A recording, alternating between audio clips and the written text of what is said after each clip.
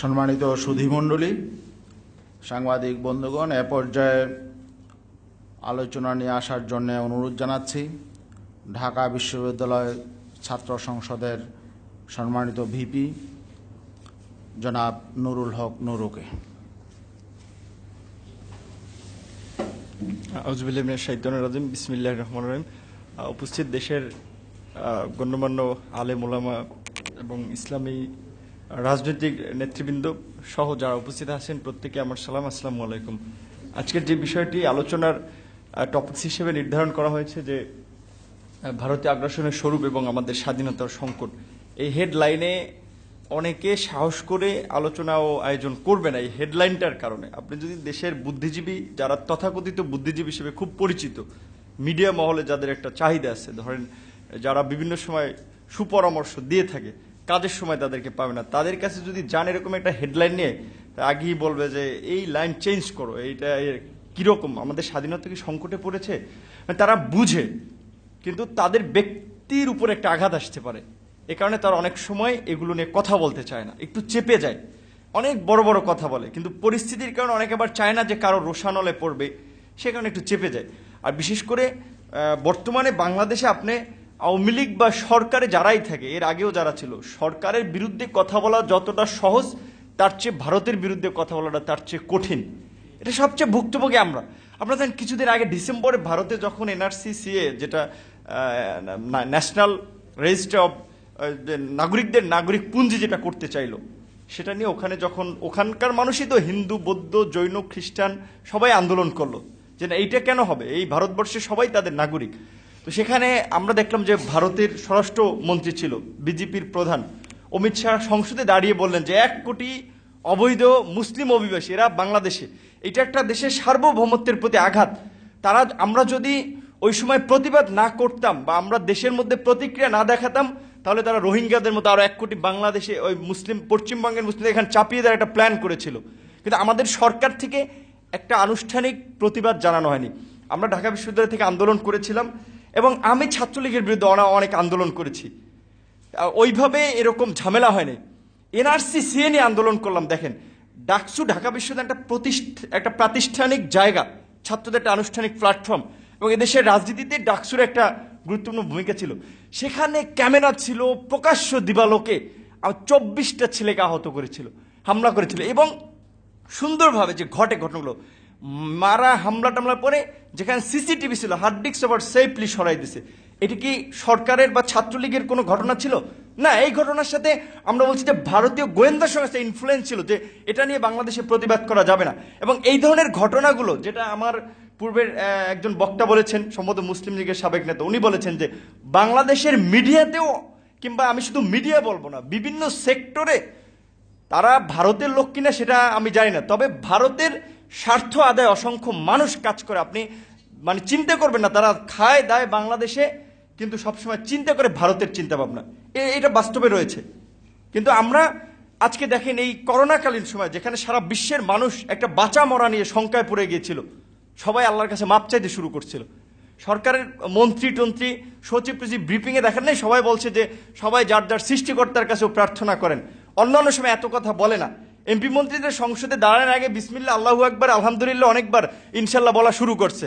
আমি মনে করছি যে এটা একটা মহামারী চলে আসছে, এটা আমাদেরই তো, যে মুসলিম সে তো ধর্মকর্ম নিয়মিত পালন না করলে কিছু বেসিক বিষয় তো জানে, যে যত বালা মুসিবত মানুষের তো হাতের কামাই, তা তো বুঝতে পারছে।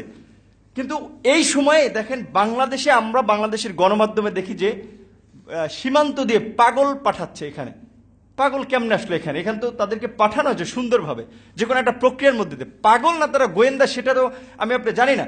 তারপরে আবার দেখুন, চলতি বছরে আপনি যদি দেখেন, জানুয়ারি থেকে জুন পর্যন্ত 25 জনকে সীমান্তে হত্যা করা হয়েছে। জানেন, মার্চ থেকেই তো করোনার প্রকোপটা শুরু হলো, যেখানে মানুষ এক প্রকারের সীমান্ত যোগাযোগ বন্ধ করল নানা কারণে, সেখানে গুলি করে মানুষ মেরে ফেললো। অথচ ভারতের সাথে আর যে 5টা দেশের সম্পর্ক, এক জায়গায় একটা গুলির সাউন্ড হয় না। 2017 সালে নেপালের সীমান্তে একজন নেপালিকে, তরুণকে গুলি করা হয়েছিল। সেখানে ভারতে আমাদের দেশের মন্ত্রী মর্যাদার ভারতের নিরাপত্তা উপদেষ্টা অজিত ডোভাল, তিনি নেপালিদের কাছে হাত জোর করে ক্ষমা চেয়েছিলেন। আর আমাদের প্রতিনিয়ত মারছে। সরকারকে একটা বিবৃতি জানিয়েছে, ভারত ডোন্ট কেয়ার। বাংলাদেশকে যেটা আপনি যদি দেখেন, ভারত বাংলাদেশকে মনে করে যে তাদের ইতিহাসের একটা পাদটিকা, যে আমাদের লং হিস্ট্রি লিখতে গেলে বাংলাদেশের নামটা আসবে, আমরা ওদেরকে সহযোগিতা করছি বা করতেছি, ওরা আমাদের নিয়ন্ত্রণে আছে। আমাদের বলতে গেলে যেমন রাজনৈতিক দলের যেমন অঙ্গ সহযোগী সংগঠন থাকে, এরা সেরকম একটা। আর মাঝে মাঝে তারা বাংলাদেশে যখন আপনারা এই ধরনের টপিকস নিয়ে আলোচনা করি, মাঝে মাঝে রাজপথে দাঁড়ায়, তখন তারা একটা অস্বস্তিতে ভোগে।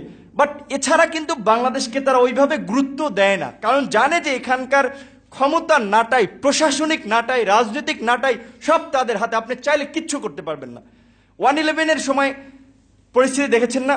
1/11-এর যে সেনাপ্রধান জেনারেল মঈন আহমেদ একটা বই লিখেছে, ওই বইতে লিখেছে যে তারা যখন ক্ষমতা নেবে এখানকার, তিনি ভারতের প্রধানমন্ত্রী মনমোহন সিংকে বলেছিলেন যে এই পরিস্থিতিতে দেশে এরকম হবে, এখন আমরা আপনার সহযোগিতা চাই। তার সহযোগিতা চেয়েছিল, বিকজ তারা বুঝতে পেরেছিল যে তারা আর্মি যদি ক্ষমতায় নেয়, মিলিটারি পাওয়ারে আসে, বা যেহেতু রাজনৈতিক নাটাইটা তাদের হাতে, সুতরাং তাদেরকে লাগবে। তখন তার পজিটিভ একটা রিভিউ ছিল। ইভেন আপনার যে তত্ত্বাবধায়ক সরকার নিয়েও যে ওই সময় যে ধরেন তত্ত্বাবধায়ক সরকার ব্যবস্থা নিয়েও কারা গঠিত হবে, কি প্রক্রিয়া ফর্ম হবে, আমাদের সেখান তো 2008 সালের নির্বাচন তো আপনাদের অস্কার ফার্নান্দেস তারানকো, জাতিসংঘের মহাসচিব, সহকারী মহাসচিব, নানান ব্যক্তিরা এসেছিল। লন্ডনের ইকোনমিস্ট পত্রিকায় ভারতের প্রভাব নিয়ে তত্ত্বাবধায়ক সরকার গঠনে বা তাদের একেবারে জড়িত হওয়া নিয়ে বেশ বিশ্লেষণধর্মী কয়েকটা রিপোর্ট প্রকাশ করেছিল। তার মানে যে ওই তত্ত্বাবধায়ক সরকার গঠন প্রক্রিয়ায় ভারতের সেখানে একেবারেই ডাইরেক্ট ইন্টারফেয়ার ছিল। আবার সেই তত্ত্বাবধায়ক সরকার ব্যবস্থা বাংলাদেশ, যে আওয়ামী লীগ একসময় রাজপথে লড়াই করেছে বা সব দলগুলো, আবার আওয়ামী লীগ এসে কলমের খোঁচায় সেই তত্ত্বাবধায়ক সরকার ব্যবস্থা দূর করে দিল। যেহেতু ভারত তত্ত্বাবধায়ক সরকার ব্যবস্থায় সমর্থন ছিল, হয়তো রিমুভ করার পেছনেও তাদের একটা ইঙ্গিত ছিল যে তোমরা করো, আমরা আছি তোমাদের পিছনে। কারণ বাংলাদেশের কূটনৈতিক সম্পর্ক যদি দেখেন, সেখানে ভারতের সাথে 90-এর দশক সময়টা মোটামুটি একটু লিবারেল, একটু সক্রিয় কূটনৈতিক সম্পর্ক ছিল। বাট এর আগে যদি বঙ্গবন্ধু হত্যার পরে বা বঙ্গবন্ধুর স্বাধীনতার পরে, যেখানে একজন বক্তা বলেছিলেন না, বঙ্গবন্ধু প্রথম এয়ারপোর্টে নেমেই হাত মিলানোর আগে বলেছিলেন তোমার সৈন্যদেরকে আমার দেশ থেকে কবে নেবা। কারণ বঙ্গবন্ধু বুঝতে পেরেছিলেন যে তার রাজনীতি তো 2 দিনের রাজনীতি না, এই অনেক আগে থেকে রাজনীতি করে তিনি বুঝতে পেরেছিলেন যে আমার দেশকে নিরাপদ করতে হলে, আমার দেশকে বিদেশি আধিপত্য মুক্ত করতে হবে, ভারতের সৈন্যরা যেহেতু দেশে ঢুকে পড়েছে তাদেরকে বের করে নিতে হবে। সেটা সাহসের সহিত বলেছিলেন বঙ্গবন্ধু। এবং ভারত আমাদের মুক্তিযুদ্ধে সহযোগিতা করেছিল, আমরা গ্রেটফুল, আমরা তাদের মঙ্গল কামনা করি সব সময়।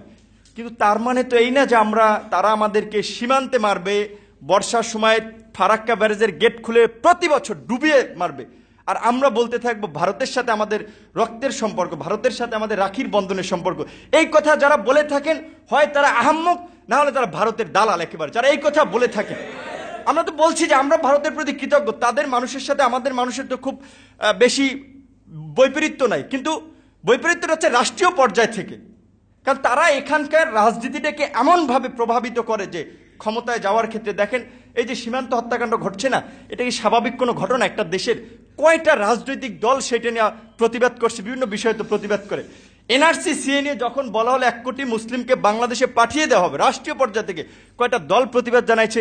কারণ কেউ চায় নাই যে দাদা বাবুরা যাতে অসন্তুষ্ট হোক। এরকম একটা ভারত তোষণের রাজনীতি এখানে চলছে দীর্ঘদিন ধরে।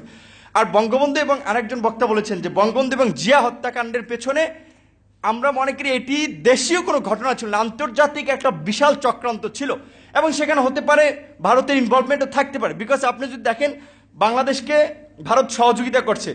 74 সালে আবার ভারত চেয়েছিল যে বাংলাদেশকে ব্যবহার করবে, তারা যে পাকিস্তান থেকে ছুটাইয়া তারপরে তাদের স্বার্থে ব্যবহার করবে। 74 সালে যখন ওআইসি, ইসলামিক দেশগুলোর যে সংস্থা, 74-এ যখন ওখানে যাবেন, বঙ্গবন্ধু সিদ্ধান্ত নেন, ইন্দিরা গান্ধী কিন্তু বঙ্গবন্ধুকে মানে তার মেসেজ পাঠিয়ে না যাওয়ার জন্য অনুরোধ করেছিলেন। বঙ্গবন্ধু কিন্তু গিয়েছিলেন, কারণ তিনি বুঝলেন এখানকার 90% মানুষ মুসলিম, সুতরাং আমি কেন মুসলমান দেশগুলোর সাথে একটা সহযোগিতার সম্পর্ক গড়ে তুলব না। তিনি কিন্তু গিয়েছিলেন। তারপর 74-এ স্থল সীমান্ত চুক্তি নিয়ে, পানি বন্টনের স্বল্পমেয়াদী চুক্তি নিয়ে ভারতের সাথে কিন্তু একটা অসন্তোষ তৈরি হয়েছিল। 74 সালে ওই সময়ের যে ভারতীয় গোয়েন্দা সংস্থা, যে রয়ের প্রধান, বাংলাদেশে এসে বঙ্গবন্ধুকে সতর্ক করেছিল যে আপনার উপরে প্রাণনাশের হামলা হতে পারে। বঙ্গবন্ধু খুব সাধারণ মানুষ ছিলেন, একেবারে সবাইকে ভালোবাসতেন। তিনি ভাবতে পারেননি যে তার যারা রাজনীতি করে সবই তো তার শিষ্য সার্গিত, তিনি ভাবতে পারেননি যে তারা তার বুকে গুলি চালাবে। তিনি বলেছিলেন, না, ওরা আমার ছেলের মতো, ওরা এই কাজ করবে না, যখন এটা করেছিলেন। অ্যান্ড কেউ কেউ বলে ভারতের সতর্ক করেছিল, যদি সতর্ক করে তাহলে তারা তার প্রিভেনশনে ব্যবস্থা নিবে যাতে বঙ্গবন্ধু হত্যাকাণ্ড না ঘটে।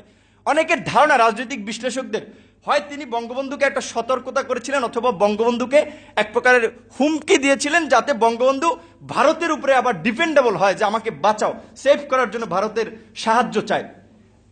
সেটা তো বঙ্গবন্ধু তাদেরকে বলেন নাই যে না তোমরা আমাকে রক্ষা করো দলে, সেটা বঙ্গবন্ধু বলেন নাই, কারণ তার আস্থা ছিল যে তার দেশের জনগণ তার বুকে গুলি চালাবে না। তো সে কারণে অনেকের ধারণা যে সেই ঘটনায় ভারতেরও সংশ্লিষ্টতা থাকতে পারে। শুধু আমরা সেটা একটা আন্তর্জাতিক তদন্ত কমিটি করার মাধ্যমে জিয়াউর রহমান এবং বঙ্গবন্ধু হত্যাকাণ্ডের আমরা বিচার দাবি করি।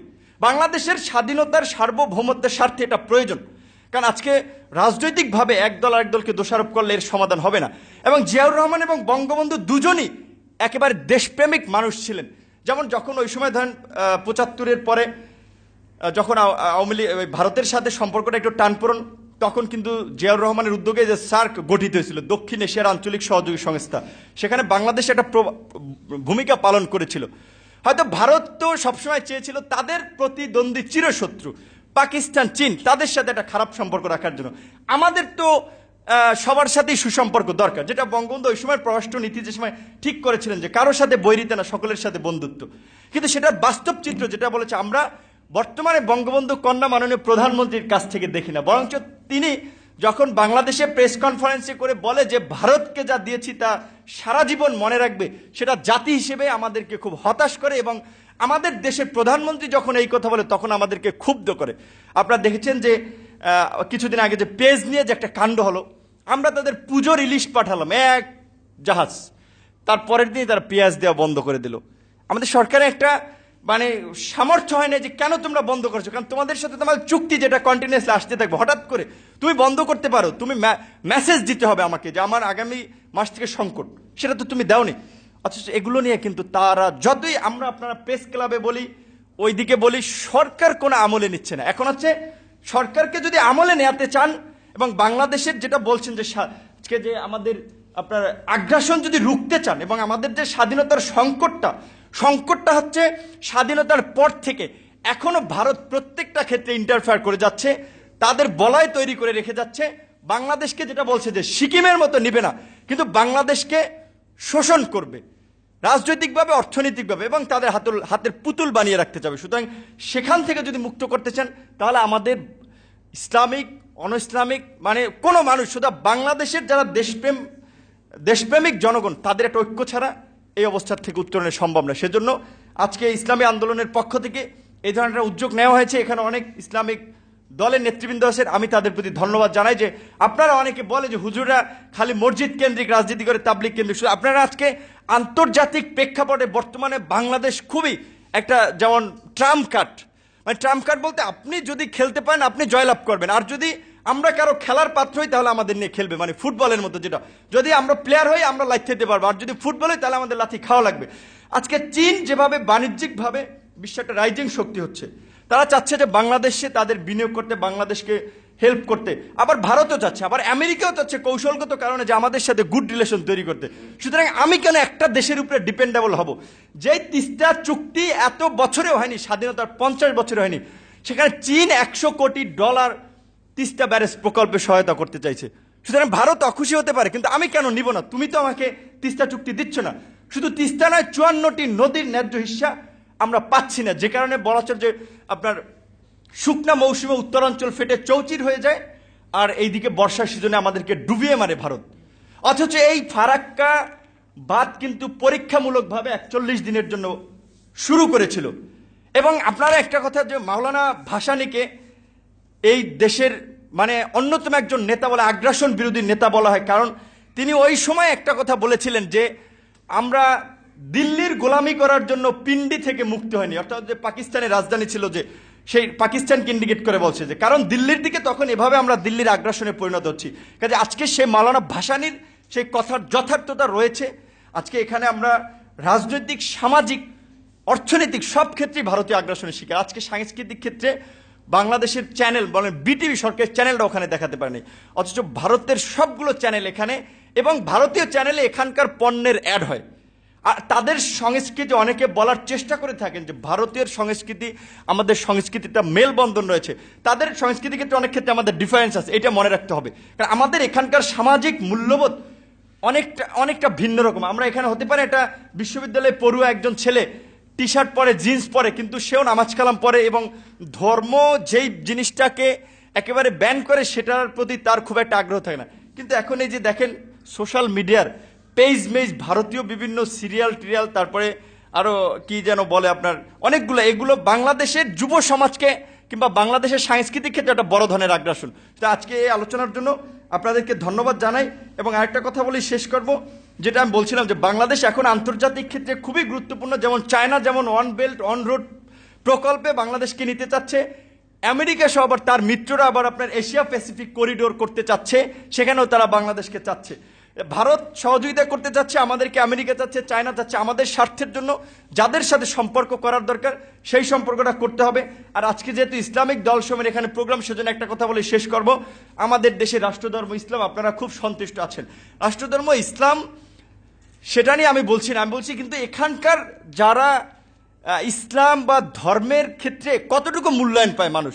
আপনি দাড়ি টুপি নিয়ে যদি চাকরি বাকরির একটা ভাইবা বোর্ডে যান, হয়তো খুব কম মানুষ আপনাকে প্রেফার করবে যে এই লোকটাকে আমরা নেই। ম্যাক্সিমাম লোকের একটা বিরূপ ধারণা যে হুজুরদের। তাহলে এই পরিবেশটা কেন তৈরি হলো? এই ব্যারিয়ারটাও ভাঙার জন্য আপনাদেরকে সমাজের সকল ধারায় মিশতে হবে, সকল জায়গায় আপনাদের প্রতিনিধিত্ব নিশ্চিত করতে হবে, এবং আপনাদেরকেও আপনাদের জায়গা থেকে দাবি জানাতে হবে। শিক্ষকদের সংগঠন আছে, শিক্ষক সমিতি, আমলাদের সংগঠন আছে, আপনাদেরও যারা বিশেষ করে ধর্মীয় বিষয়গুলোকে খুব ভালোভাবে ছড়িয়ে দিতে চান বা এই বিষয়গুলো নিয়ে কাজ করেছেন, ইসলামী চিন্তা ভাবনা করেন, তাদেরকেও এই বিষয়টা আজকে সামনে আনতে হবে যে মাদ্রাসার ছাত্রদেরকে কেন বিভিন্ন ক্ষেত্রে বৈষম্যের শিকার করা হয়। দাওরা হাদিসকে মাস্টার্সের সমমান দিছে, কিন্তু দাওরা হাদিসের মাস্টার্সের সার্টিফিকেট নিয়ে একটা ছেলে জেনারেল লাইনের ছেলের সাথে কি চাকরির প্রতিযোগিতায় কোথাও টিকবে? টিকবে না।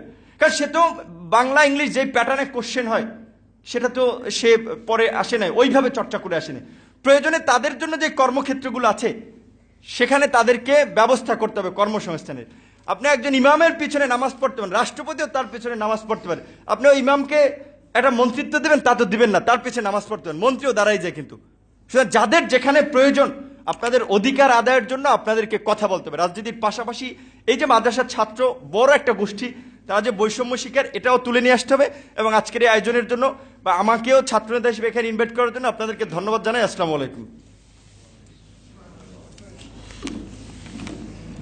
অসংখ্য ধন্যবাদ বাংলাদেশের ছাত্র সমাজের প্রতিনিধি ডাকসুর ভিপি নুরুল হক নুরুকে। একটি বিষয়ে বলা প্রয়োজন, আসলে ভারতের যে কোনো আগ্রাসন, যে কোনো অন্যায়ের বিরুদ্ধে কিন্তু ইসলামী আন্দোলন বাংলাদেশ সবসময় রাজপথে অবতীর্ণ হয়েছিল। এনআরসির বিরুদ্ধে, টিপাইমুখ বাদের পরিকল্পনার বিরুদ্ধে কিন্তু ঐতিহাসিক লং মার্চ করেছিল ইসলামী আন্দোলন বাংলাদেশ। এনআরসি সিএ এর বিরুদ্ধে রাজপথে অবতীর্ণ হয়েছিল ইসলামী আন্দোলন বাংলাদেশ। ইভেন যখন বঙ্গবন্ধুর জন্ম শতবার্ষিকী উদযাপনের অনুষ্ঠানে নরেন্দ্র মোদীকে দাওয়াত করা হয়েছিল, সেটারও তীব্র প্রতিবাদে কিন্তু মাঠে ময়দানে অবতীর্ণ হয়েছিল ইসলামী আন্দোলন বাংলাদেশ। যাই হোক, ইসলামী আন্দোলন বাংলাদেশ কিন্তু এই মানে ভারত জুজুতে কোনো রাজনৈতিক কর্মসূচি থেকে নিবৃত থাকে না, বরং যেটা যখন বলা প্রয়োজন সেটা সাহসের সাথে বলার চেষ্টা করে, জনগণকে সচেতন করার চেষ্টা করে। আজকের এই সেমিনারও তারই একটা ধারাবাহিকতা।